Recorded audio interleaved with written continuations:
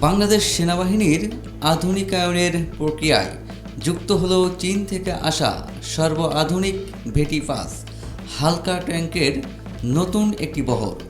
সম্প্রতি এই ট্যাঙ্কগুলো চট্টগ্রাম বন্দরে এসে পৌঁছায়। এর মাধ্যমে বাংলাদেশ সেনাবাহিনীর সাঁজোয়া বহরে আক্রমণাত্মক ক্ষমতা আরও বৃদ্ধি পেল। আজ মঙ্গলবার ডিফেন্স ব্লগের এক প্রতিবেদনে এই তথ্য জানানো হয়েছে।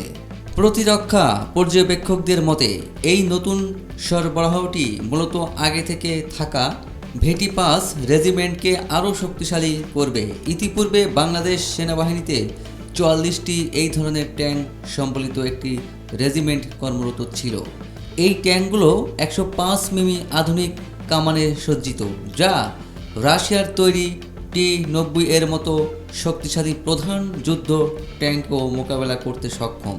এটি মূলত ট্যাঙ্ক বিধ্বস্তি এবং সুরক্ষিত লক্ষ্যবস্তুতে আঘাত হানার জন্য বিশেষভাবে ডিজাইন করা হয়েছে। বাংলাদেশের নদীমাতৃক এবং নরম মাটির ভূপ্রকৃতির জন্য ভেটি-5 অত্যন্ত কার্যকর। ভারী ট্যাঙ্কগুলো যেখানে যাতায়াতে সীমাবদ্ধতার সম্মুখীন হন, সেখানে ভেটি-5 তার হালকা ওজন এবং উচ্চ গতিশীলতার কারণে সহজে চলাচল করতে পারে। এটি সংকীর্ণ ব্রিজ বা দুর্গম এলাকাতেও মোতায়েনযোগ্য।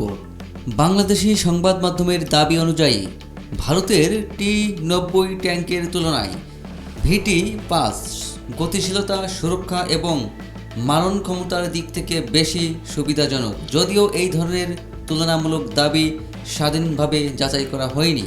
T-90 মূলত একটি ভারী মেইন ব্যাটল ট্যাঙ্ক, যা ভিন্ন ধরনের অপারেশনাল ভূমিকার জন্য তৈরি। অন্যদিকে ভেটি-5 মূলত গতিশীলতা এবং মোতায়েনের নমনীয়তার উপর বেশি গুরুত্ব দেয়।